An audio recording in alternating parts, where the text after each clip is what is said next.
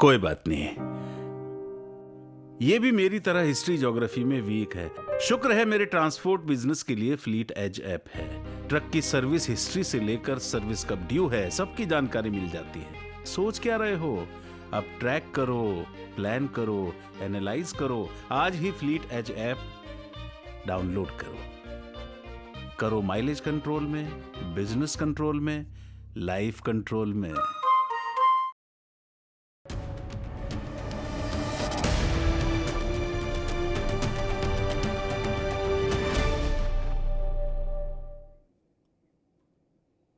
लोकसभा चुनाव से ठीक पहले समाजवादी पार्टी को एक बड़ा झटका लग गया।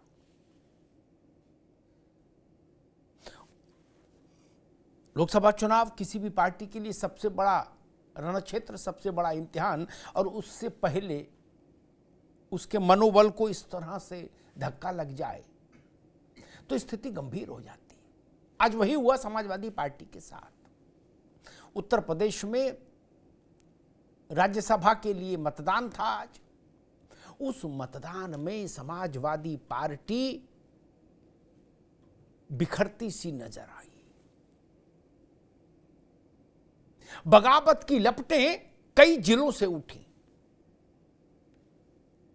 रायबरेली से भी उठी, अमेठी से भी उठी, अंबेडकर नगर से भी उठी, संभल से भी उठी, बदायूं से भी उठी। प्रदेश में तमाम जगहों से समाजवादी पार्टी के आंगन में बगावत की ध्वज पताका फहराती दिखी। अंतिम रिजल्ट आएगा तब संख्या का निर्धारण होगा, लेकिन समाजवादी पार्टी के विधायक दल से उतनी टूट हो गई जितने से भारतीय जनता पार्टी का 8वां उम्मीदवार राज्यसभा का रण जीत जाए। ये मोटे तौर पर बात साफ हो रही है। समाजवादी पार्टी के वक्तव्यों को आप देखिए तो वो वक्तव्य भी बता रहे हैं कि समाजवादी पार्टी ने भी अपनी पराजय को लगभग स्वीकार कर लिया। अखिलेश जी कह रहे हैं कि तीसरे उम्मीदवार से ये पता लग गया कि कौन पीडीए के साथ है, कौन पीडीए के खिलाफ है। हमारा मकसद पूरा हुआ। शिवपाल जी कह रहे हैं कि अंतरात्मा के आवाज पर जिन्होंने वोट दिया है, इनकी आत्मा का पूरा चेकअप जनता करेगी चुनाव में, और ऐसा चेकअप करेगी ताकि फिर ये भटकती हुई आत्माएं शांत हो जाएं हमेशा के लिए। अब पता नहीं शिवपाल जी का इसके पीछे मंतव्य क्या है, बट आत्माओं के स्थायी रूप से शांत होने की जो बात वो कह रहे हैं।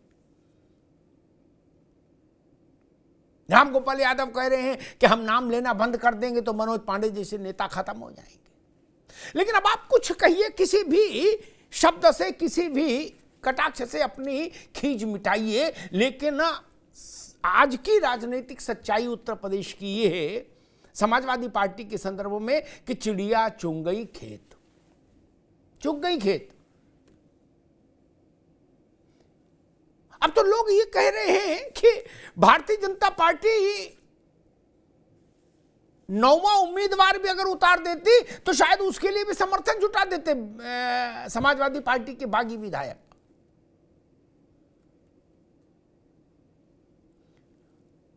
रामलला के मंदिर की स्थापना को 1 महीना और कुछ दिन हुए हैं। 22 जनवरी को प्राण प्रतिष्ठा हुई थी।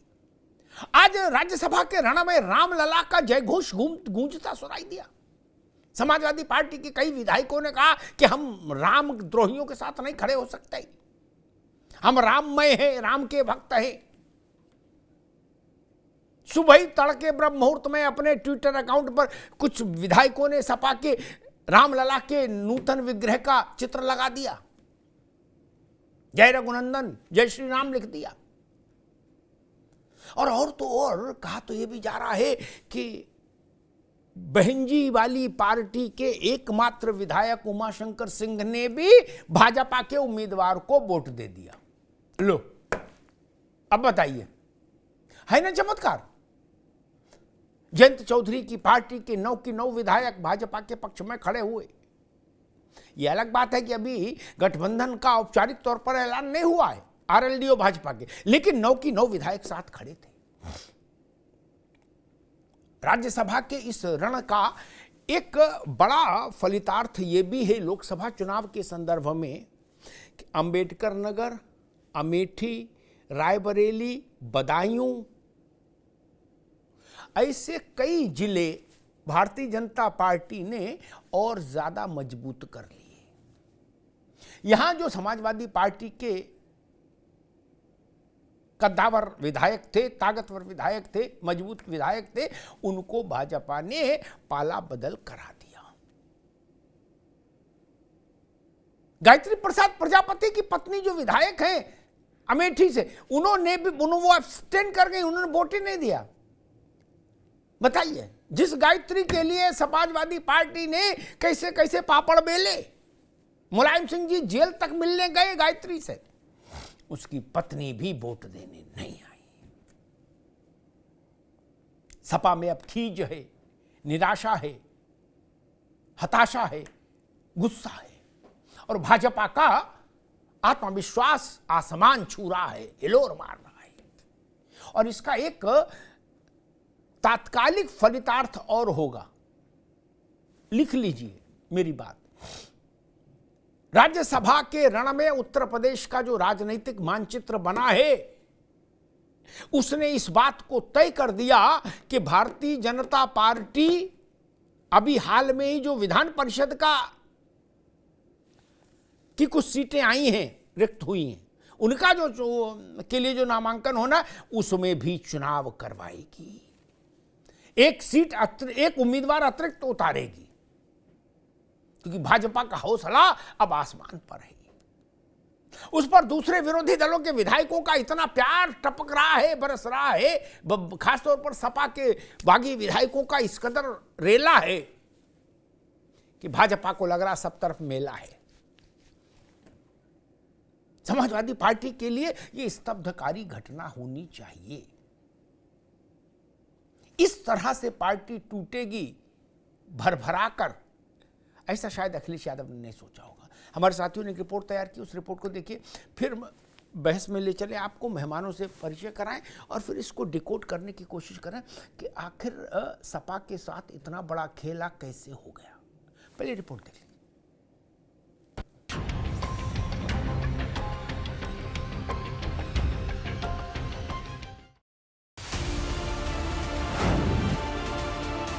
भारतीय जनता पार्टी को सभी विधायकों का आशीर्वाद प्राप्त है।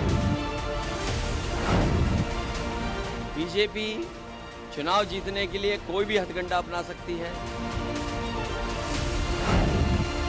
राष्ट्रीय लोकदल के जितने भी एमएलए हैं, सब लोगों ने एनडीए को पक्ष में वोट किया है। जनसत्ता दल का वोट भारतीय जनता पार्टी के साथ। 2024 के लोकसभा चुनाव से ठीक पहले यूपी के राज्यसभा वाले रण में विपक्ष के सारे समीकरण फेल हो गए। इस चुनाव में समाजवादी पार्टी को बड़ा झटका लगा है, क्योंकि वोटिंग से ठीक पहले मुख्य सचेतक मनोज पांडे ने ही पाला बदल लिया। मनोज पांडे ने मुख्य सचेतक पद से इस्तीफा देकर अपना इरादा जता दिया। इसी कड़ी में सपा कार्यालय की दीवारों से उनकी पट्टी हटा दी गई और उन्होंने सनातन धर्म का जो लगातार समाजवादी पार्टी विरोध कर रही थी, राम जन्मभूमि का विरोध कर रही थी, ये बात उन्होंने कही। सोमवार को सपा कार्यालय के डिनर से गायब रहे कुछ विधायकों के तेवर से ही तस्वीर बिगड़ती दिख रही थी। वहीं मंगलवार की सुबह वोटिंग से पहले एक के बाद एक कई विधायकों ने बगावत का झंडा बुलंद कर दिया। बदले हुए इस अंदाज को किसी ने अंतरात्मा की आवाज बताया तो कोई जय सिया राम का नारा बुलंद करता दिखा। कोई नाराजगी नहीं है, किसी से कोई नाराजगी नहीं है, अंतरात्मा की आवाज को। सपा मुख्य अखिलेश यादव के लिए राज्यसभा चुनाव का घटनाक्रम किसी बड़े झटके से कम नहीं है। अपनों की बगावत पर अखिलेश यादव कह रहे हैं कि जनता सब देख रही है, हम भी कड़ी कार्रवाई करेंगे। हर एक में साहस नहीं होता है जो सरकार के खिलाफ खड़ा हो जाए। सरकार के खिलाफ खड़े होने में साहस चाहिए और दबाव तो हर एक पे बनाया जाता है।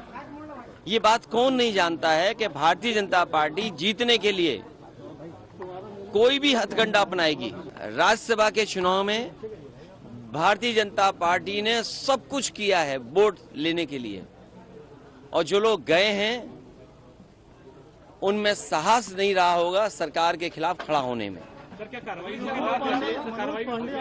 देखिए, कार्रवाई निश्चित होगी, क्योंकि पार्टी के जितने भी हमारे साथी हैं उनका मानना है कि ऐसे लोगों को दूर कर दीजिए।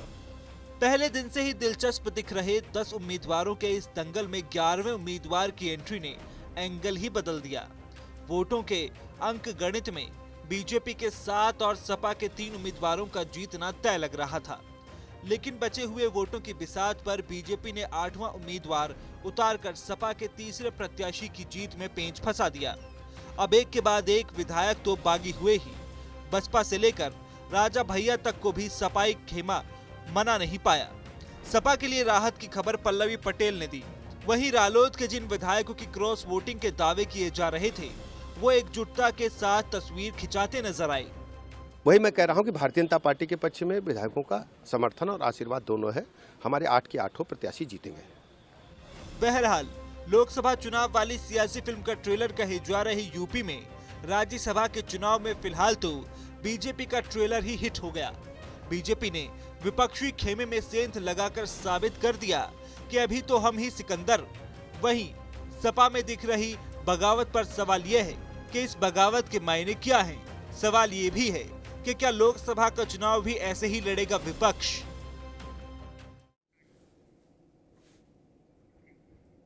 इब्तदाए इश्क है रोता है क्या, आगे आगे देखिए होता है क्या।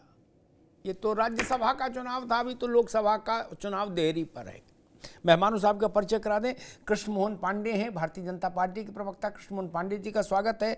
प्रोफेसर भुवन भास्कर जोशी, समाजवादी पार्टी के प्रवक्ता, डॉक्टर जोशी का बहुत स्वागत है। विकास श्रीवास्तव जी, कांग्रेस के प्रवक्ता, विकास जी का बहुत स्वागत है। रोहित अग्रवाल जी, आरएलडी के प्रवक्ता, रोहित जी का बहुत बहुत स्वागत है। कांग्रेस का उत्तर प्रदेश में तो स्टेक नहीं था राज्यसभा में, इसलिए यहां तो चलो न घाटे में न फायदे में, लेकिन हिमाचल में था तो वहां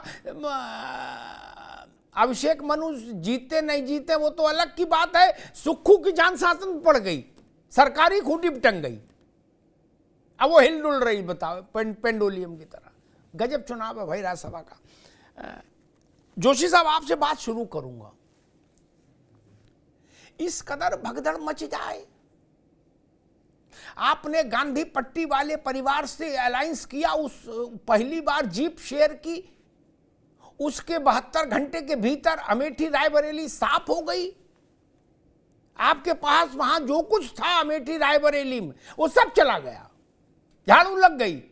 गायत्री प्रसाद प्रजापति की पत्नी तक चली गई, बताओ गजब। और फिर कौन बचेगा? मनोज पांडे छोड़ो, वो तो नेता है। अभी आपको राहुल गांधी की जीप पर बैठे कितना समय हुआ? 72 घंटे हुए होंगे क्या? और रायबरेली अमेठी में जय श्री राम हो गया। क्या स्थिति है बताइए? ऐसी परिस्थिति, लोकसभा चुनाव सर पर, और ऐसी हाय हाय हो गई। अब इस बात का क्या मतलब है जो शिवपाल जी कह रहे हैं कि जनता इन सबकी आत्माओं को परमानेंट शांत कर देगी? जोशी जी, अब तो चिड़िया खेत चुन गई नहीं? अमिताभ जी, अभी अभी इस देश ने और इस प्रदेश ने एक चुनाव को देखा था, और वो विधायक थे समाजवादी पार्टी के, इस्तीफा देकर चले गए थे, जनता की अदालत में गया, जो कि सबकी सबसे बड़ी अदालत है। आप भूले नहीं होंगे उस चुनाव को, घोसी का वो चुनाव। जनता ने उनको बैरिंग लौटा दिया, और ये प्रदेश ने देखा है। राज्यसभा का जो चुनाव है ये मैनेजमेंट का चुनाव है, ये जनता का चुनाव नहीं है। मेरी भी बहुत उम्र हो गई है जी, और 3 दशक राजनीति में हो गए लगभग, तो मैं समझता हूं 24 में जनता इस सब को देख रही है। जो हमारे नेता माननीय अखिलेश यादव जी की पीडीए की लड़ाई के साथ थे वो सब एकजुट हैं, और जो पीडीए के साथ नहीं थे वो चले जाएंगे। और आज जो सरकार है वो किस प्रकार अन्य राज्यों में सरकारों को विचलित करती है, ये तो राज्यसभा का चुनाव है, ये किसी से छुपा नहीं है। सीबीआई, ईडी, इनकम टैक्स किस तरह से चुनाव लड़ने का काम करते हैं, ये कोई किसी से छुपा नहीं है। और जो जनता है, आखिर में जो जनता है, वही इसका इसका जो है एग्जाम का रिजल्ट देगी। जी। 24 का 7 में है। ठीक है जोशी जी, आज मुझे आशा थी ठीक कि आप बहुत वरिष्ठ पत्रकार हैं, ठीक है। सम्मान है, हम में ठीक है, बहुत कुछ अब एक मिनट रुकिए। ठीक है, आपने बात बता दी, अब रुक जाइए कि भाई जनता जवाब देगी। रुक जाइए, एक मिनट रुक जाओ जोशी जी, अच्छी बात है, जनता ही सर्वोपरि है। मैं मित्र भाव से एक सलाह दूं, अभी 10 दिन बाद विधान परिषद का फिर चुनाव है, अब की वो मत लड़ना।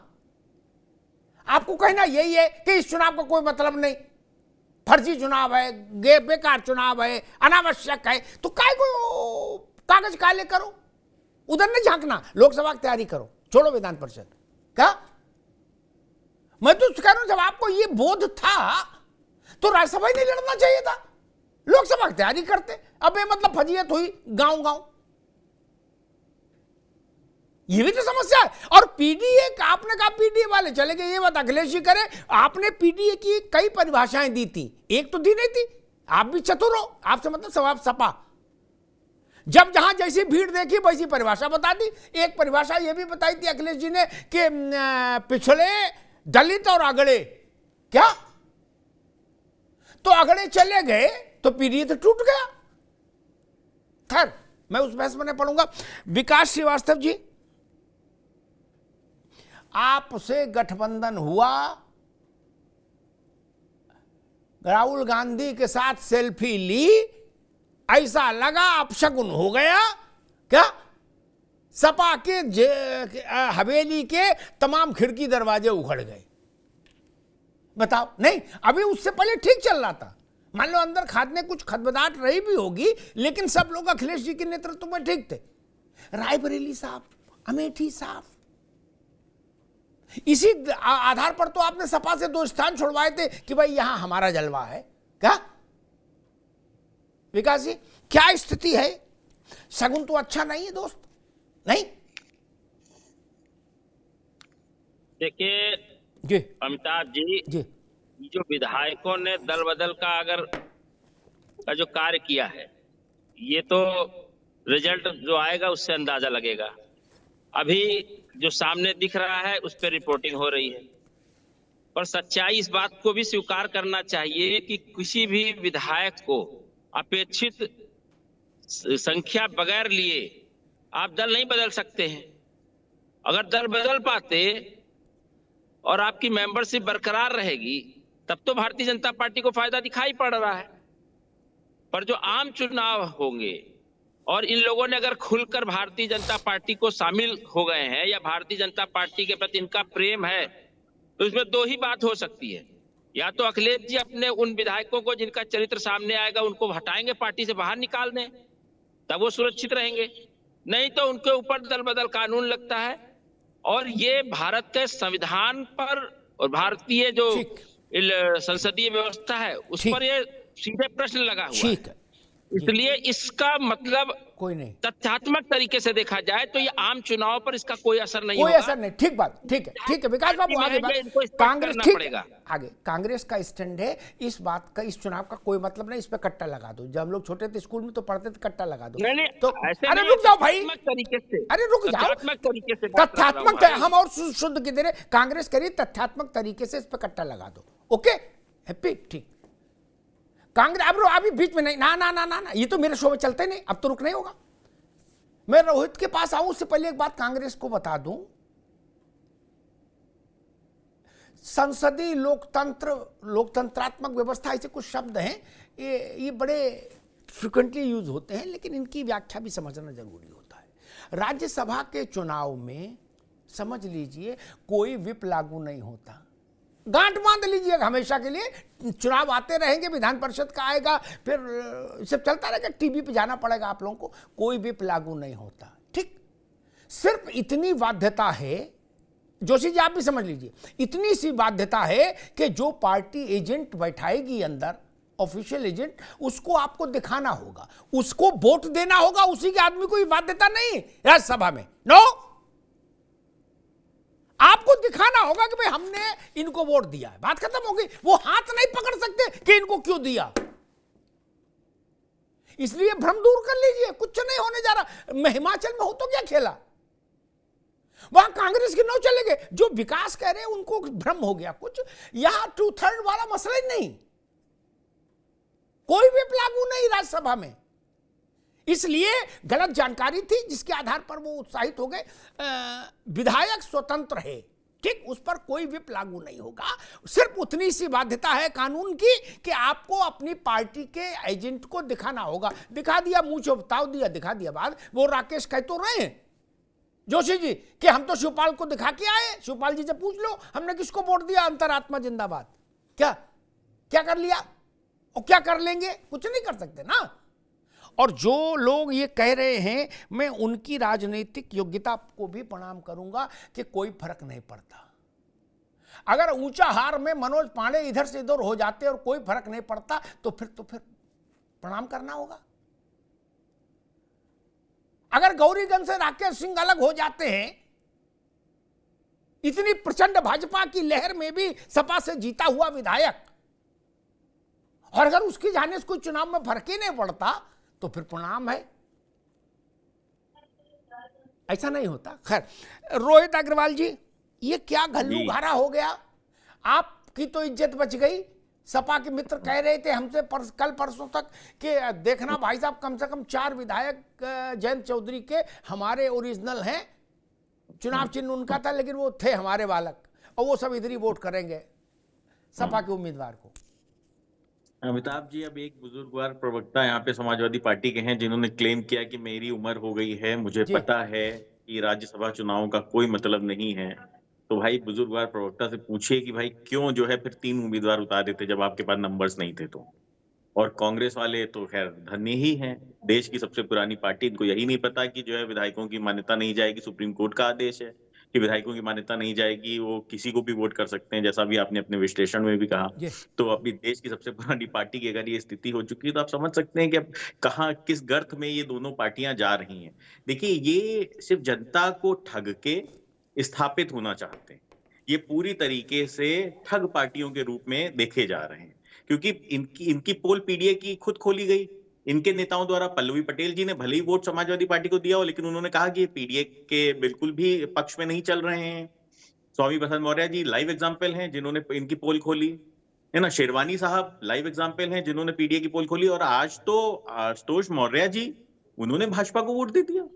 तो भाई जो जिस पीडीए को लेके ये चल रहे थे, तो ये भी नहीं कह सकते कि साहब सिर्फ मनोज पांडे और राकेश सिंह गए हैं, अरे उधर आशुतोष मौर्य भी चले गए। तो इसका मतलब ये है कि देखिए, विधायकों को जनता के बीच से आना है और जनता को जवाब देना है। वो क्या जवाब देंगे कि भाई साहब हमारे यहाँ ना हमारी सुनी जाती है और ना जनता की सुनी आती है, ना जाने कहाँ पे किस मुद्दे पे बात की जाती है। भाई साहब, राजनीति करने के लिए रीढ़ की हड्डी चाहिए, हर मुद्दे पे डिसीजन लेने के लिए रीढ़ की हड्डी चाहिए, पर आप तो हर मुद्दे से भाग जाते हो। अरे जरूरत पड़ती है तो आप टीवी डिबेट से भाग जाते हो, जरूरत पड़ती है तो आप किसी भी मुद्दे पे स्टैंड लेने से भाग जाते हो। स्वामी प्रसाद मौर्य निरंतर धर्म के नाम पे गालियां दे रहे थे, आपने स्टैंड ही नहीं लिया उस समय। आप जातियों के नाम पे गालियां देते हो, कभी ब्राह्मणों को गाली दोगे, कभी ठाकुरों को गाली दोगे, कभी मौर्य को गाली देने लग जाओगे। तो आपको खुद ही नहीं क्लियर है कि हमको चलना किस लाइन पे है, और अपने ही सहयोगी दलों को धोखा देने का काम करोगे। ठीक रोहित बाबू, मैं इनके साथ कुछ बचा नहीं है अमिताभ। मैं कृष्णमोहन जी के पास आऊं, उससे पहले एक बात कहूंगा। आज तो विश्लेषण और सुझाव का ही दिन है, होना था तो हो गया। अब तो मान लो क्या कहना, दुख सुख जो है सो होए, लाभा लाभो जया जयो, गीता में कहा भगवान ने। लेकिन जोशी साहब, आपके लिए एक बात कह के कृष्णमोहन जी के पास जाऊंगा। ना खुदा ही मिला ना विशाले सनम। क्या मौर्य ने भगवान राम को उल्टा सीधा अल्ल वल्ल बोला, अयोध्या मंदिर को अल्ल वल्ल बोला, हिंदुत्व को अल्ल वल्ल बोला। आप मौर्य को कंधा घुमाते रहे, बोले मौर्य जी जिंदाबाद, मौर्य तुम संघर्ष करो, हम तुम्हारे साथ हैं। क्या आपको लग रहा था मौर्य बड़े नेता हैं? वो मौर्य भी आपको खरी खोटी सुना के चले गए। और मनोज पांडे और राकेश सिंह और अभय जो मौर्य को पागल बता रहे थे, वो भी आपको छोड़ गए। आपके हाथ में क्या आया? न मौर्य आए, न मौर्य को पागल बताने वाले आपके हाथ में आए, दोनों चले गए। और जितने विधायकों ने पाला बदला है, वो सब नौजवान विधायक हैं। शफीकुर रहमान बर्क, उनको अल्लाह जन्नत नसीब कराए, शफीकुर रहमान बर्क की उम्र के तो विधायक है नहीं, वो भी जानते हैं कि हमको जनता के बीच में जाना है, वो रोटी नहीं खाते। इसलिए इस तथ्य को समझिए, कोई तो गलती रही होगी। न मौर्य रुके, न मौर्य गाली देने वाले रुके, तब क्या फायदा जीरो में से जीरो घटाने से। खैर, कृष्णमोहन पांडे जी, आपने उत्तर प्रदेश से लेके हिमाचल तक आप पर आरोप लग रहा है कि आपने क्रॉस वोटिंग करा के इतनी ज्यादा अस्त व्यस्तता पैदा कर दी कि हिमाचल में कांग्रेस का ऑक्सीजन लेवल घट गया है, और उत्तर प्रदेश में सपा के साथ वो स्थिति बना दी आपने। अब तब भाई देखिए, जहां तक क्रॉस वोटिंग का सवाल है, तो भारतीय जनता पार्टी ने निवेदन किया था उन सारे लोगों से कि वो सारे लोग जो भारतीय जनता पार्टी की विकास यात्रा के साथ आना चाहते हैं, या जो इस देश के राष्ट्र प्रथम की भूमिका को स्वीकार करते हैं, काशी विश्वनाथ की व्यवस्था के साथ, राम मंदिर की व्यवस्था के साथ, इस देश में 377 केस हटाने के, इन देश के जो वैकासिक यात्रा पूर्ण हुई है, उसका यदि साक्षी और सहयोगी बनना चाहते हैं तो भारतीय जनता पार्टी के साथ है। और अब कई विधायकों ने कहा भी कि हमने अपनी अंतरात्मा को सुना और अंतरात्मा की आवाज से वोट किया, किसी पर कोई दबाव नहीं था। उन सारे लोगों ने, जो कि जिनको लगता था कि नरेंद्र मोदी और उत्तर प्रदेश के यशस्वी मुख्यमंत्री आदरणीय योगी जी के जो व्यवस्था है, जो वैकल्पिक यात्रा है, उनके सहयोगी बन सकते हैं, वो निश्चित तौर पर भारतीय जनता पार्टी को उनके पक्ष में वोट किए। परंतु एक बात हमारे सपा के मित्र ने कहा कि आपने देखा कि इस चुनाव का कोई मतलब नहीं होता, घोषित चुनाव जीते तो उनके हार गए, दारा सिंह चौहान हार गए, ये पीडीए की जीत थी। परंतु उसके ठीक बाद 3 राज्यों के चुनाव हुए और उसमें आपका पीडीए का जो कॉन्सेप्ट था, अब कहां गया वो तो पूरा देश ने देखा, वहां पे आपका पीडीए गठबंधन कहा था। देखिए, पीडीए का जब भाई गठबंधन आया था देश में, शायद उत्तर प्रदेश में जो गठबंधन 2019 में हुआ था, इनके अनुसार, तथाकथित इनके अनुसार, कि पिछड़ों के सबसे बड़े तथाकथित नेता अखिलेश जी, समाजवादी पार्टी, और दलितों की सबसे बड़ी नेता तथाकथित बाल कुमारी मायावती जी एक साथ आई थी। जब सपा बसपा एक साथ आई थी तो अल्पसंख्यक, जिनको ये बार बार गिनते हैं, एक साथ आए थे, पिछड़ा दलित अल्पसंख्यक जब एक साथ आया तो ये कहते थे कि उंगली पर गिन लीजिए, गाजीपुर से लेकर गाजियाबाद तक भारतीय जनता पार्टी को एक सीट नहीं मिलेगी। परंतु ठीक इसके उलट हुआ। देश की जनता ने भारतीय जनता पार्टी पर अपना विश्वास दिया, अपना आशीर्वाद दिया, और बड़ी संख्या में हम जीत कर आए गाजीपुर से गाजियाबाद तक। एक बात और अपनी कहना चाहूंगा, हमारे मित्र ने कहा कि ईडी और सीबीआई के चुनाव लड़ रहे हैं।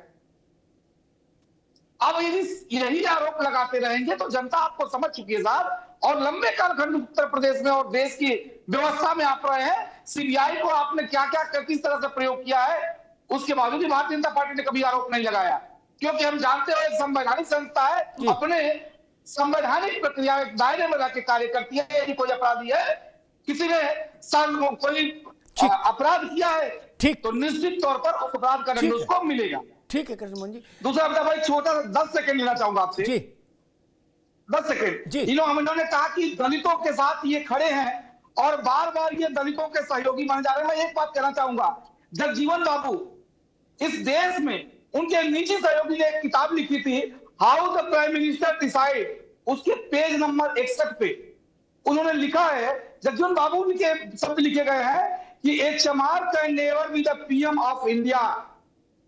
क्यों? क्योंकि कांग्रेस पार्टी दलितों को कभी आगे नहीं बढ़ाना चाहती। ठीक है। इसीलिए ओम प्रकाश राजभर ने शुरुआत में कहा था कि मायावती को प्रधानमंत्री को उम्मीदवार घोषित कर दो। खैर जोशी जी, मैं एक बात नहीं समझ पाया कि विधायकों के बीच में असंतोष रहा होगा, एक दिन में तो फैसला होता नहीं क्या? उस असंतोष को आपने सॉर्ट आउट करने की कोशिश क्यों नहीं की? एक विषय। और दूसरा विषय, कल तक समाजवादी पार्टी के मित्र दावा कर रहे थे कि 4 एमएलए 3 एमएलए ओम प्रकाश राजभर के और 4 और 5 जयंत के, बोले सब सेट हो गए हैं क्या? वो हमारे ही लोग हैं ओरिजिनल जो उधर हैं क्या? खेला हो जाएगा। तो इसका मतलब इस खेला की लड़ाई में थे तो आप भी, आपका दांव चला नहीं, ऐसा माना जाए। क्योंकि कल तक सपा के बड़े लोग दावा कर रहे थे कि देखिएगा वोट देने आने दीजिए आरएलडी को, पता लग जाएगा हमारे लोग हैं उधर। और यही बात राजभर की पार्टी के लिए कही जा रही थी। इसका मतलब आप भी उस खेल में थे, रिंग में थे, आप गोल नहीं कर पाए, आप दांव आपका चला नहीं, ये माने जोशी जी? अमिताभ जी, किसी भी पार्टी का जो विधायक है गद्दारी करता है तो मेरा मानना है ना तो किसी गद्दार की धर्म होता है, ना कोई जाति होती है, ना कोई वर्ग होता है, वो गद्दार होता है, वो पार्टी का गद्दार होता है, चाहे वो हमारी पार्टी का हो चाहे किसी पार्टी का हो।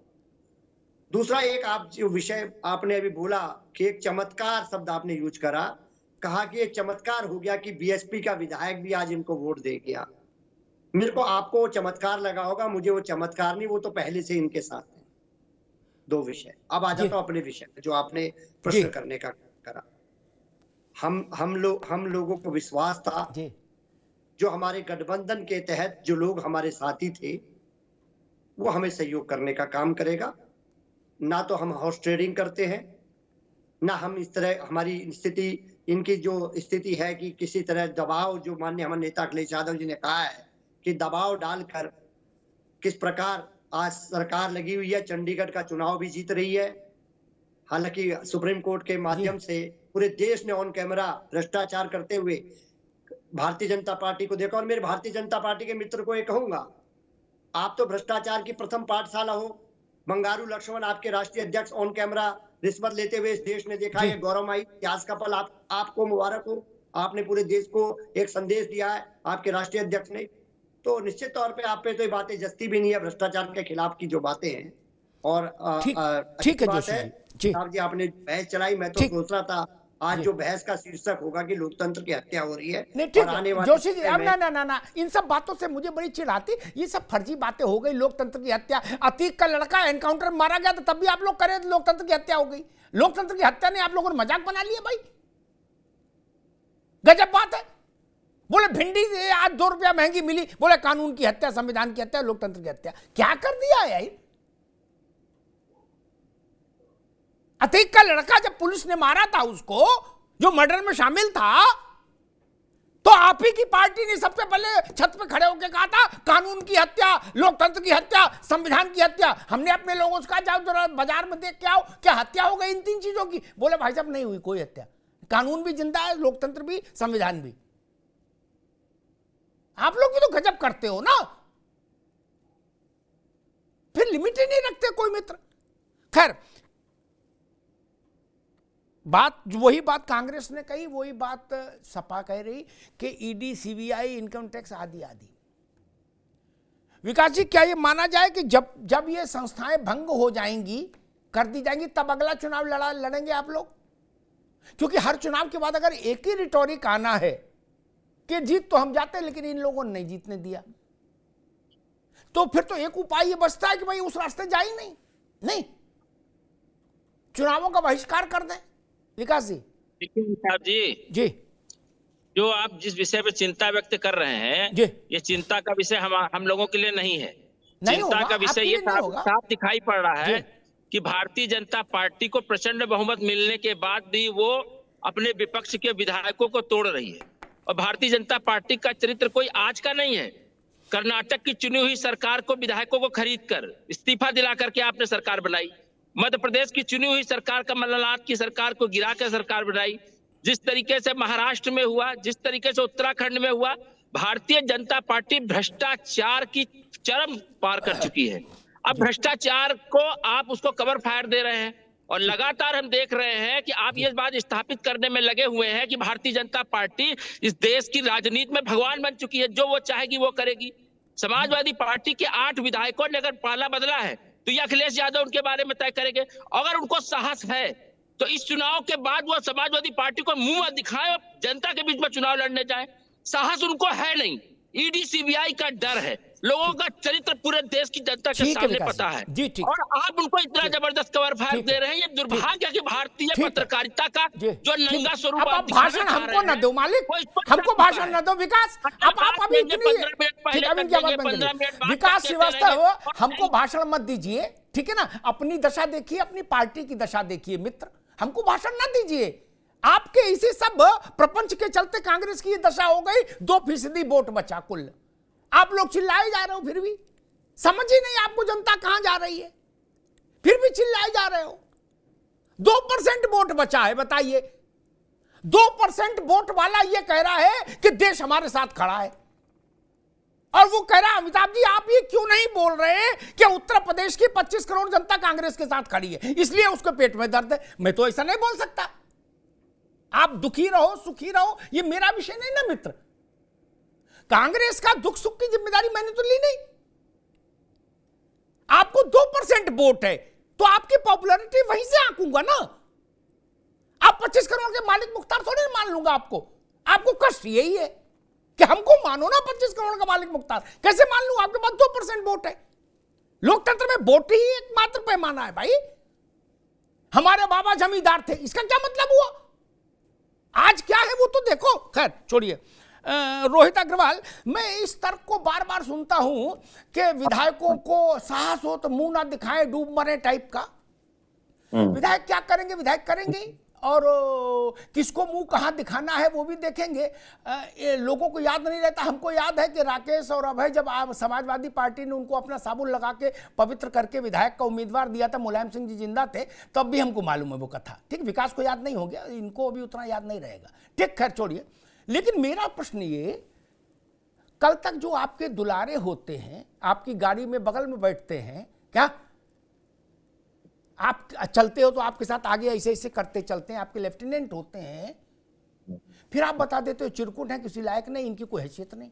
समझ नहीं पाया। वोट जब आपने इनको विधायक का टिकट दिया होगा तो इनका बायोडाटा जांच परख के दिया होगा नहीं?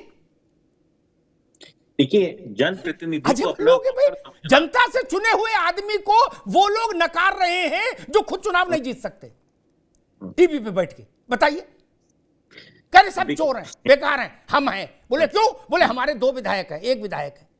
गजब बात है। अमिताभ जी, जनप्रतिनिधि को अपना नौकर समझना यही लोकतंत्र की हत्या है। ये जो शायद कांग्रेस के प्रवक्ता भूल गए होंगे कि रसोइया और ड्राइवर किस तरीके से सदन में भेजे जाते थे, वो शायद ये भूल गए होंगे। खैर, इनको तो जानकारी नहीं होगी क्योंकि बेचारे को तो ये भी नहीं पता कि राज्यसभा चुनाव में विधायक वोट करता है तो उसकी सदस्यता नहीं जाती है, तो इनको खैर जानकारी नहीं होगी, उम्र कम है इनकी अभी। तो स्थिति ये है अमिताभ जी कि यही तो लोकतंत्र है कि जनता के चुने हुए विधायक स्वतंत्र हैं किसको वोट करेंगे। यही लोकतंत्र है। आपके बंधुआ मजदूर थोड़ी ना विधायक। राकेश सिंह वही हैं जिन्होंने चिट्ठी लिखी थी कि राम मंदिर के दर्शन करना जाना चाहते हैं सारे विधायक। आपने कह दिया साहब कोई नहीं जाएगा राम मंदिर के दर्शन करने, जब भगवान राम बुलाएंगे तब जाएंगे। बुला लिया भगवान राम ने। अरे भाई, राकेश सिंह को बुला लिया, आप रो रहे हो कि भगवान राम ने बुला लिया, अब मैं क्या करूं? अरे स्थिति बिल्कुल गंभीर है। आप मीडिया को गालियां देना शुरू कर देते हो। किसको गोदी मीडिया कहते हो? वो है चमचा मीडिया जो दिन भर ट्वीट खाली लाइक्स और फॉलो के लालच में दिन भर आपका गाथन गाती है। अरे हमको नहीं पता है क्या? वो चमचा मीडिया किसके कार्यालय के बाहर बैठती है? अरे हमको बताओगे? अरे हम तुम्हारे साथ थे भैया। वो चमचा मीडिया किस तरीके से हमारे दरवाजे पे बैठी रहती थी हमको पता है सब। लाइक और फॉलोवर के इंतजार में एक ट्वीट को रीट्वीट करवाने के लिए उससे कुछ भी लिखवा लो। तुम अमिताभ अग्निहोत्री को गोदी मीडिया बताओगे?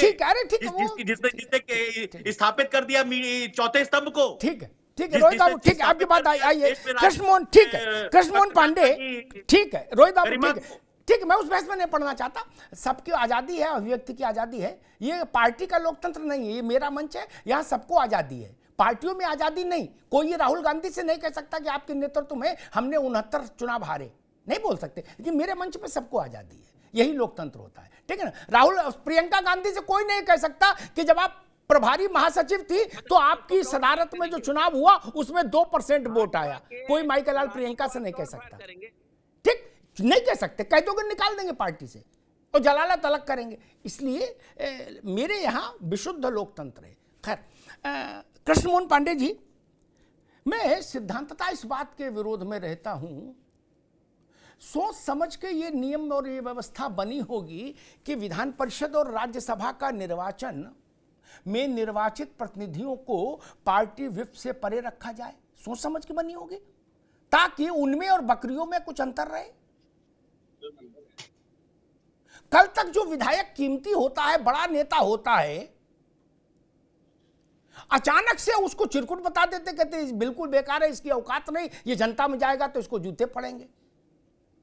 2017 के चुनाव में, 22 के चुनाव में जब सपा के बड़े बड़े नेता हार गए,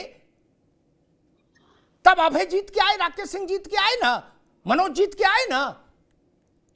आज वो सब चिरकुट हो गए, बोले सब चिरकुट है। ये थ्योरी में नहीं समझ पाया, रातों रात चिरकुट हो जाना, रातों रात बड़ा नेता हो जाना।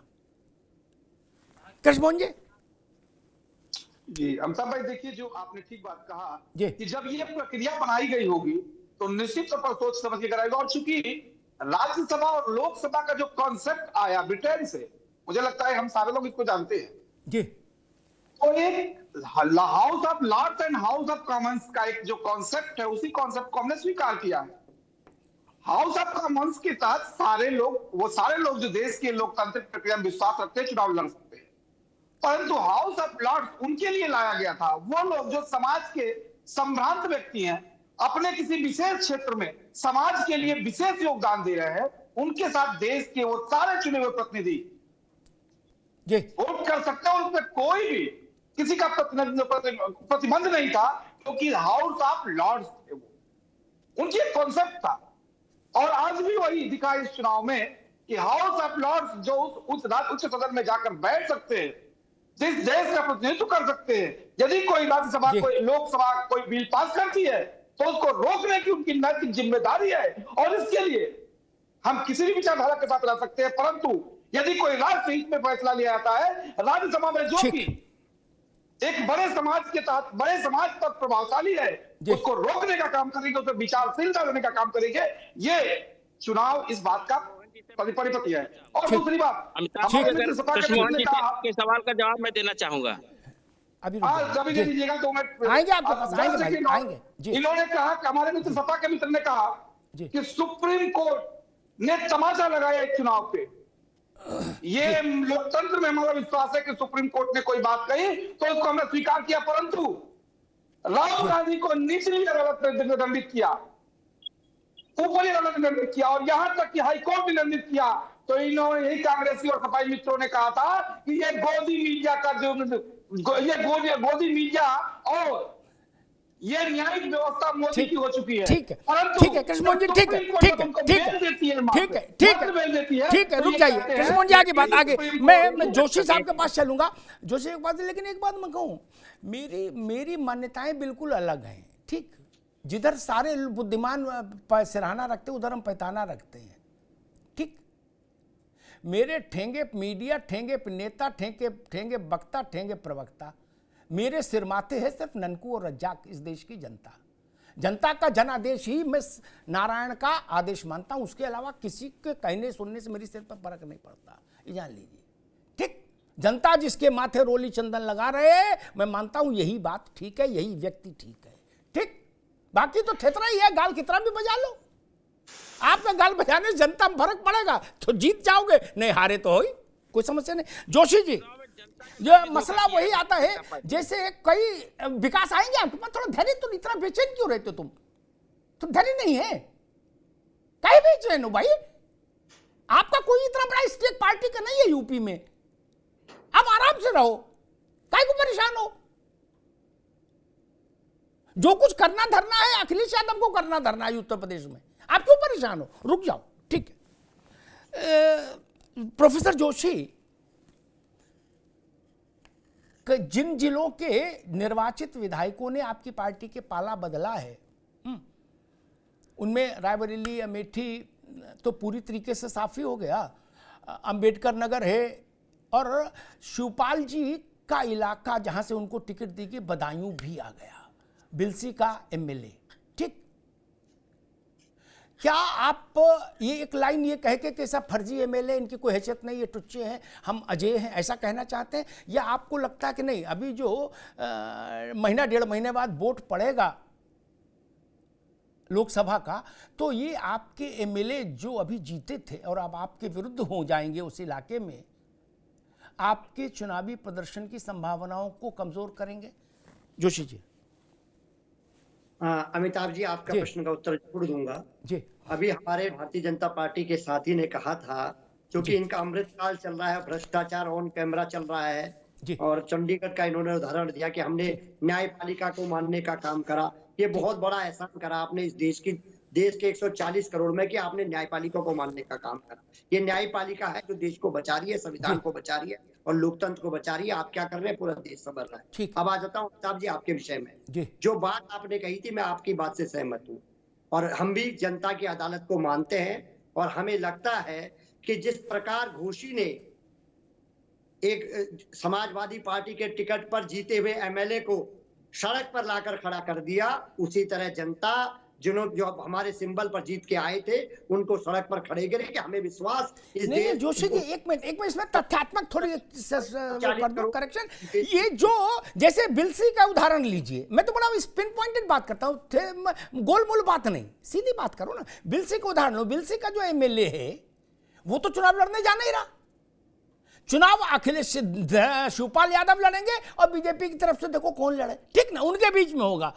वो बैलेंसिंग फैक्टर था, वो आपके खिलाफ खड़ा होगा, उसके पास कुछ 100 200 500 1000 2000 10,000 वोट होगा कि नहीं। मैं इतना निवेदन कर रहा था, ये जानना चाह रहा था। ये सब खत्म कर दिया जी। वो हमारे नेता ने बहुत स्पष्ट कर दिया है जी, जो पीडीए के साथ थे वो आज हमारे साथ खड़े रहे, जो पीडीए के खिलाफ है ये पीडीए जवाब दे देगा। अच्छा ठीक बिल्कुल मान लिया कि अच्छा आपने इसलिए राज्यसभा का चुनाव लड़ा के टेस्ट हो जाए पीडीए का अपनी पार्टी में, ऐसे इसलिए जोशी जी? देखिए पहली बात तो मुझे लगता है कानून का विद्यार्थी होने के कारण ये हमारा लोकतांत्रिक अधिकार है चुनाव लड़ना। ये तो समाज किसी पार्टी का, राजनीतिक दल का, ये तो लोकतांत्रिक अधिकार है, तो कोई छीन नहीं सकता। जी बिल्कुल जी बिल्कुल ठीक। विकास श्रीवास्तव जी, ठीक है जोशी जी आगे बात। विकास जी, अमेठी और रायबरेली बाकी पार्टियों के लिए 2 लोकसभा की सीट है, कांग्रेस के लिए बहुत कुछ है, ठीक, वो दोनों सीटें। वहां समाजवादी पार्टी के पास विधानसभा का अपना एक प्रभाव था, विधानसभा के स्तर पर उसके एमएलएस थे उन इलाकों में, और नीचे तक उसकी एक सांगठनिक क्षमता थी। वहां आपका अलायंस हुआ, वो ताकत आपको मिलती। लेकिन लोकसभा चुनाव से पहले अमेठी और रायबरेली में जिस ढंग का सपा के भीतर कू हुआ, उसने तो तस्वीर पलट दी। क्या कांग्रेस को लगता है कि अब अमेठी और रायबरेली में उसके लिए चुनाव थोड़ा कठिन हो जाएगा, क्योंकि यही लोग जो जीते हुए एमएलए थे सपा के, यही कांग्रेस के लिए पैरवी करते, यही कांग्रेस के लिए माहौल बनाते वहां दोनों सीट्स में? जी विकास जी। विकास जी, एक चीज और मैं अपनी आपका ध्यान आकर्षित कराना चाहूंगा, इसके बाद अपनी बात रख देता हूँ, आपके बात का जवाब देता हूँ। जी जैसा अभी हमारे कृष्ण मोहन जी ने कहा कि समाज के साथ वो न्याय कर रहे हैं, तो उत्तर प्रदेश के अंदर अखिल भारतीय कायस्थ महासभा के बड़े नेता के तौर पे आलोक रंजन जी को पहचाना जाता है। कायस्थ समाज के प्रबुद्ध वर्ग से आते हैं और सारी शहरी सीटों पर कायस्थों की निर्णायक भूमिका रहती है, जिसमें लखनऊ में 5 लाख, बनारस और गोरखपुर, इलाहाबाद जैसे जहां कायस्थ समाज का वो प्रतिनिधित्व करते थे। ऐसे समाज से एक व्यक्ति को चुनाव हरवाने का काम अगर भारतीय जनता पार्टी का षड्यंत्र से तय होता है तो कायस्थ समाज में निश्चित तौर पर आक्रोश है, क्योंकि मैं पार्टी का कायस्थ महासभा का मैं वाइस प्रेसिडेंट हूँ जी, ठीक। और समाज में जिस तरीके से फोन आ रहे हैं, जिस तरीके से आक्रोश दिख रहा है, इसका भारतीय जनता पार्टी को कई शहरी सीटों में बड़ा खामियाजा भुगतना पड़ेगा। रहा सवाल अमेठी रायबरेली, अमेठी रायबरेली गांधी परिवार के नाम से पहचाना जाता है, वो उनका परिवार है और उस जगह पर स्मृति ईरानी ने शासन चला लिया और जनता त्राही कर रही है। 13 रुपया किलो चीनी का वादा करके अमेठी रायबरेली में जो षड्यंत्र उन्होंने गांधी परिवार के साथ किया, आज अमेठी अपने आप को ठगा सा महसूस कर रहा है और रायबरेली में तो सोच भी ना ले भारतीय जनता पार्टी किस हैसियत में रहे। ठीक। अब यहीं पे मेरा मतभेद है, कांग्रेस को बुरा लगेगा लेकिन मैं बोलूंगा नहीं तो मैं अपने जमीर से खारिज हो जाऊंगा। रोहित के पास आता हूं, नहीं उससे पहले कह दूं नहीं विकास, नहीं मैं तथ्य झूठ नहीं चल सकता ना, मैं झूठ किसी का नहीं चलने दूंगा ना, मैं झूठ नहीं चलने दूंगा। इनको एक आंकड़ा बता दें, रुक जाओ, आप क्या बात रुकिए, एक आंकड़ा बता दूं विकास कांग्रेस को, विकास तो उसके प्रतिनिधि हैं, सोनिया जी रायबरेली की प्रतिनिधि थी, उस दौरान जिला पंचायत का चुनाव हुआ, कांग्रेस का सुपड़ा साफ हो गया। अब वो कह रहे ये इलाका गांधी परिवार से पहचाना जाता है। अगर गांधी परिवार से पहचाना जाता था तो ये वहां गायत्री की पत्नी महाराजी देवी और राकेश सिंह ये कहां से जीते थे? और ऊंचा हार से मनोज पांडे आपका एमएलए तो नहीं जीता कोई।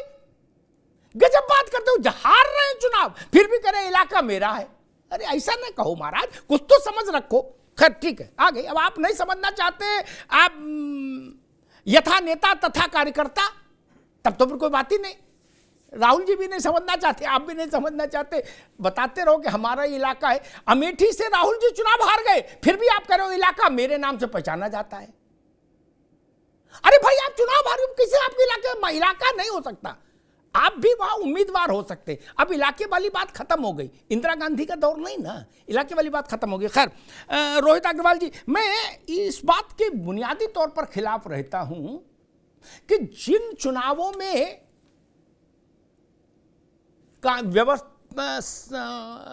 वैधानिक व्यवस्था के तहत जनप्रतिनिधियों को अपने मन से वोट करने का अधिकार हासिल है, उसमें पार्टी चलाने वाले लोग इतना लाल पीले क्यों हो जाते हैं? आपने विधायक चुना है, आपकी पार्टी का विधायक है, आपका सदस्य है, लेकिन आपका गुलाम तो नहीं है, बकरी तो है नहीं कि आपने चैन से बांध के घर के खूंटे से बांध दी। फिर इतनी गंदी भाषा आ जाती है, कल तक जिनको जिंदाबाद कर रहे थे उनको फिर आप इतना गंदा बोलने लगते हो कि इनकी कोई हैसियत नहीं, ये मुंह नहीं दिखाएंगे, ये जूते खाएंगे। ये मैं समझ नहीं पा रहा बात। उनको हक हासिल है, बीजेपी का विधायक हो। अच्छा फिर चलिए, उत्तर प्रदेश में तो बीजेपी है सरकार में, हिमाचल में तो कांग्रेस सरकार में है, तब उनके 9 विधायक कैसे क्रॉस कर गए? सुक्खू क्या कर रहे थे? लूडो खेल रहे थे या अंताक्षरी कर रहे थे? वीरभद्र सिंह की पत्नी बोल रही है कि क्या मामला है वहां, वो भी दूसरे के सिर पर डाल दोगे? वीरभद्र सिंह की पत्नी बोल रही है कि क्यों क्रॉस वोटिंग हुई, वो बता रही हैं। और चीफ मिनिस्टर वो कह रहे मेरे पास 40 विधायक थे, अब अगर बिके नहीं होंगे तो 40 होंगे, बाकी मैं नहीं जानता। बताइए, अब ये भी दूसरे के सिर ठीकरा फोड़ दोगे? रोहित जी नहीं, अमिताभ जी स्थिति बिल्कुल साफ है। जिन लोगों ने हमेशा राजशाही की हो, जिन्होंने कहा हो कि साहब ठीक है ये हमारा ड्राइवर सिलेक्टेड कल राज्यसभा, उन लोगों को तो तकलीफ होगी ना कि ये क्या हो गया। यही तो लोकतंत्र है मित्र, कि यहाँ पे हर व्यक्ति की वोट की कीमत बराबर होती है। और यही लोकतंत्र है कि कोई किसी का बंधुआ मजदूर नहीं है। विधायकों को अपना नौकर समझना बंद कर दीजिए। विधायक जनप्रतिनिधि हैं, उनको जनता के प्रति एक कम से कम 4 लाख लोगों का प्रतिनिधित्व कर रहे हैं। लगभग हर विधानसभा के अंदर 4 लाख वोट से चुनाव जीत के वो आ रहे होते हैं 4 लाख लोगों के बीच से, तो उनके प्रति उनकी जिम्मेदारी होती है। तो इसलिए अग्रवाल साहब अपने विधायकों को बचाइए, वो बहुत जल्दी टूट के समाजवादी कांग्रेस के पास आने जा रहे हैं। अभी 9 के 9 विधायकों ने अभी राज्यसभा में एनडीए के पक्ष में वोट किया है। और आपके जो 2 विधायक हैं, आपके 2 विधायक हैं, उनमें से एक ऐसे जीतती है विधायक किसी पार्टी के नौकर नहीं होते और टिकट के लिए एड़ियां रगड़ते हैं। आपके सीएलपी टिकट पाने के लिए एड़ियां नाक रगड़ते हैं और इसके बाद पार्टी का नहीं मानेंगे। भैया सुन लो, भाई टिकट ही नहीं लेना चाहता, भैया टिकट ही नहीं लेना चाहता। भाजपा में जाने के बाद आपको इतना अच्छा लगने लगा, भाजपा ने दिया कुछ नहीं है आपको। अभी बीजेपी ने आपको कुछ दिया नहीं, आश्वासन दिया है, तब आप इस तरीके का नैतिकता पाठ कर रहे हैं। तुम्हारी पीड़ा भी सुनी है, अब क्या व्यक्तिगत सुनवाओगे यहाँ पे? तो बता, तुम्हारी पीड़ा भी हमने व्यक्तिगत तौर पर सुनी है। ऐसी बातें मत करो कि हमें आप बोल रहे हैं। आपके विधायकों की स्थितियों को हम जान रहे हैं ना, संपर्क में है कांग्रेस के, वो सपा में तो जा नहीं सकते हैं, तो हमारे संपर्क में है। स्थिति आपकी सीएलपी लीडर कैसे जीत के आती है ना, सब जानते हैं। तो भाई साहब ऐसी बातें मत करो कि कल सीएलपी लीडर भी ना जीत पाए आपकी। और दूसरी बात, जो दूसरा वाला विधायक उसने वोट किया है कि नहीं किया है, ये भी डिसाइड कर लीजिए। अभी ये भी किसान आंदोलनरत है, जाट आंदोलनरत है और आपको धोखा हो गया है। इसके बाद भी आप स्वयं बीजेपी में जाइए, पूरी पार्टी को बीजेपी में ले जा रहे हैं, लोग वापस आ रही है कांग्रेस और सपा गठबंधन में। कम से कम आपके मुंह से किसानों जी, आप यहाँ डिबेट करते रह जाएंगे। आप तो युवा है ना, आप तो युवा है ना, आप तो युवा है। आपके अध्यक्ष राहुल गांधी जी, आपके अध्यक्ष राहुल गांधी जी युवाओं को उत्तर प्रदेश के शराबी बता गए, उस पे भी कुछ ज्ञान देंगे आप, या आप भी यही मानते हैं उत्तर प्रदेश के युवा शराबी? ठीक है, दोनों की बात आ गई, दोनों की अब चक्कर ही हो रही है, बंद करिए दोनों की बात, आगे बात बंद करिए, आगे बात, आगे। मैं फिर साफ कर दूं, जो चुनाव नहीं जीत सकता जोशी जी, वो अपनी पार्टी में कितना भी बड़ा पद ले ले, विजिटिंग कार्ड कैसा भी छपा ले, लेटर हेड कैसा भी छपा ले, मैं उसको बड़ा नेता नहीं मान सकता। ठीक, ये बात हमेशा के लिए गांठ बांध लीजिए सब लोग। आप लोग उसके कीर्तन में रहिए, मुझे आपत्ति नहीं। जो चुनाव नहीं जीत सकता मेरे लिए नेता नहीं। ठीक, आप अच्छे कपड़े पहन सकते हैं, प्राइवेट जहाज में चल सकते हैं, अपनी पार्टी के चेयरमैन हो सकते हैं, जिले इलाही हो सकते हैं, मैं नेता नहीं मानूंगा। जो फटी धोती पहन रहा है लेकिन जीत के आ रहा है जनता के वोट से, मेरे लिए वो वरेण्य है। ये बात सब लोग अपने दिमाग के जाले साफ कर लो। ठीक, ये थेतरई पार्टियों में चलाओ, मेरे साथ नहीं। जो चुनाव हार गया इसका मतलब जनता ने उसको मन से उतार दिया। जब दोबारा आप प्रायश्चित करके आएंगे, जनता दोबारा आपके पाप माफ करेगी, आपके माथे पर तिलक लगाएगी, तो मैं नेता मानूंगा। उससे पहले आप सुपर चेयरमैन घोषित कर दो अपने को, अखबार में फोटो छपा दो, मेरी सेहत पर क्या फर्क पड़ता है? मेरे लिए नेता वही जो जीत सकता है। जो जीत नहीं सकता वो नेता नहीं, न जिले में, न प्रदेश में, न देश में।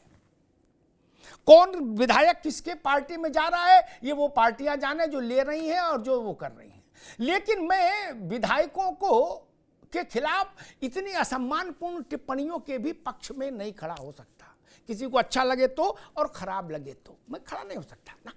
जो 3-4 लाख लोगों के वोट से गुजर कर आया है, 10 लोगों को हरा के जीत के आया है जनता के आशीर्वाद से, उसको वो लोग क्या गद्दार और धूर्त और कपटी बता रहे हैं जो 10 वोट नहीं पा सकते अपने मोहल्ले में?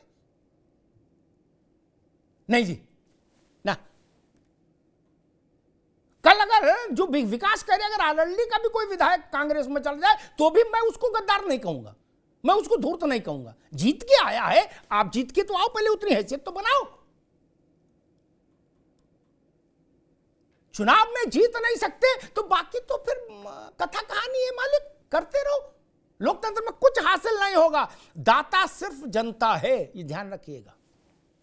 जनता के अलावा कोई दे नहीं सकता, चाहे दिन भर दंड फंद करो। खैर, अब मसला आता है अंबेडकर नगर का। जोशी जी की पार्टी के लिए कांग्रेस तो चलो उतना वो है नहीं, उसका फोकस रायबरेली अमेठी है, वहां इस विचित्रताएं हो गई, ये तय है। तो उसके लिए तो संकट और घनीभूत हो गया उत्तर प्रदेश में। अब 17 सीटों में दिमाग क्या लगाए, तो रायबरेली और अमेठी में ही दिमाग लगाना पड़ेगा। क्योंकि जिसके चलते अखिलेश से पैचअप किया था वो सपोर्ट बेस तो खिंच हट गया। यही राकेश सिंह वोट दिलाते ना जोशी जी, यही ऊंचा हार में मनोज पांडे वोट दिलवाते, इसीलिए तो पैचअप गठबंधन था। ये तो चले गए। अब दूसरा क्रिएट करने में तो टाइम लगेगा। लोकसभा का चुनाव में वोट है 1.5 महीने के भीतर। खैर, एक बात और क्या बता दूं जोशी जी, इस बात को पार्टी में डिस्कस कर लीजिएगा। बहुत दिन नहीं है, विधान परिषद का भी चुनाव होने जा रहा है और मेरी जानकारी है बीजेपी वहां भी वोट कराएगी। ठीक, एक एक्स्ट्रा उम्मीदवार खड़ा करेगी ताकि वोट हो। और अगर आपको बाद में यही कहना है कि ये चुनाव बेकार होते हैं, फर्जी है, इनका कोई मतलब नहीं, हमारा टाइम खराब होता है, तो मेरी सलाह होगी फिर अभी से तय कर लीजिए, विधान परिषद मत लड़िए। नहीं, फिर तैयारी करिए लोकसभा की। काहे को लड़ेंगे जब आपको कहना ये फर्जी है?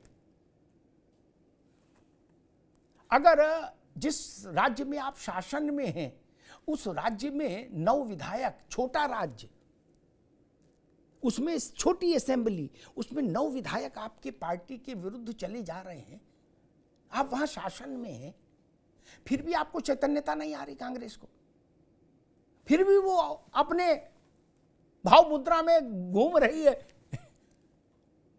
तब उसको प्रणाम किया जा सकता है। फिर तो विधेय हो गई, वीतरागी हो गई कांग्रेस, फिर क्या दिक्कत है?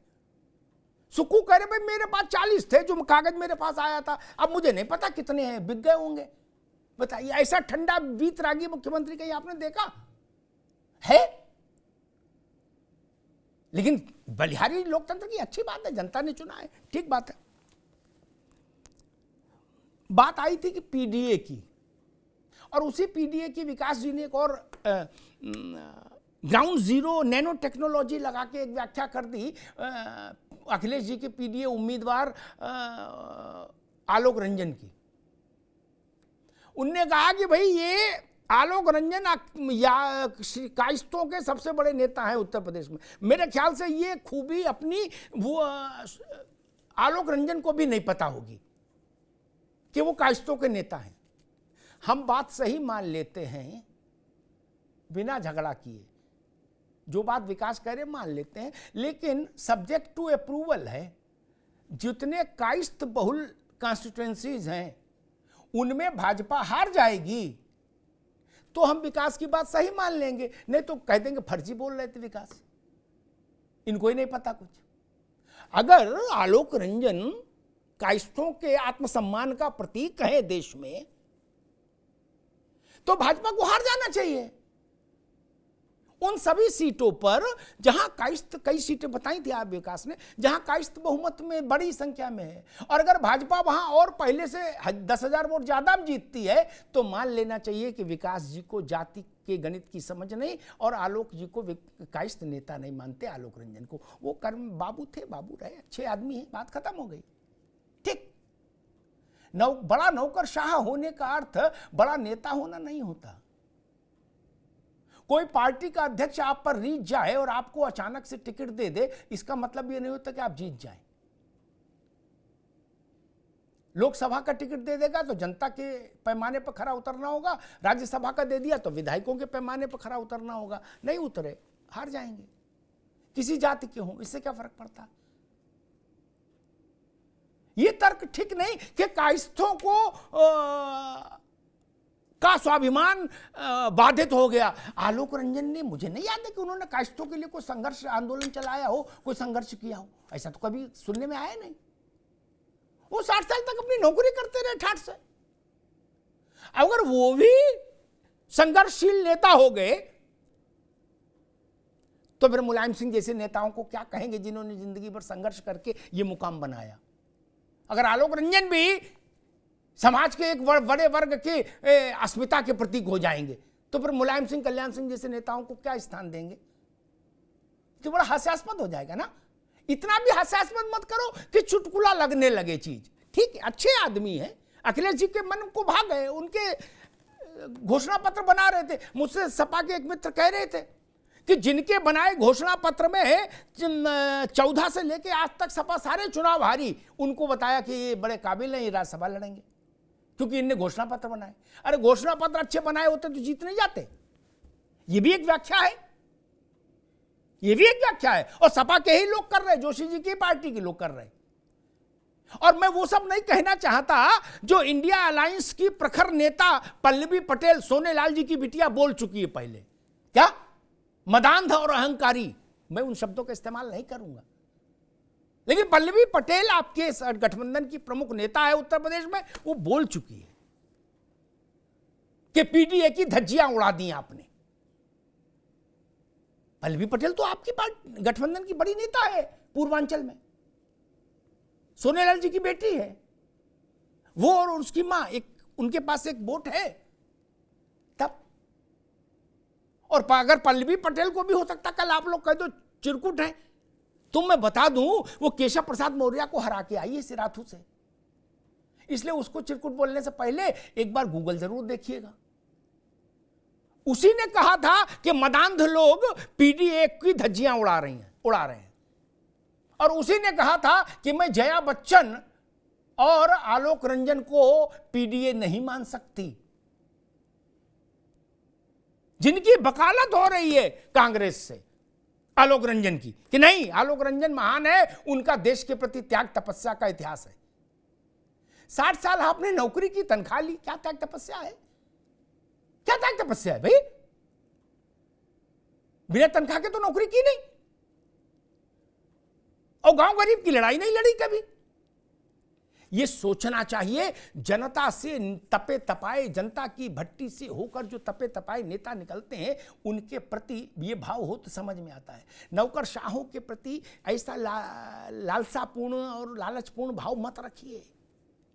इनसे कुछ नहीं मिलना जाना। न जनता इनको समझ रही, ना ये जनता को समझ रहे। ये टाई लगा के घूमने वाले लोग, इनके चक्कर में मत पड़िए, ये नुकसान करा देंगे। मैं विकास जिसे भी कहूंगा कि इन लोगों से हटिए, जो जनता के बीच से आता है उससे जुड़िए, तो वो आके आपकी भी मदद करेगा। आलोक रंजन जैसे लोगों से कुछ लाभ हानि नहीं होनी। धन्यवाद।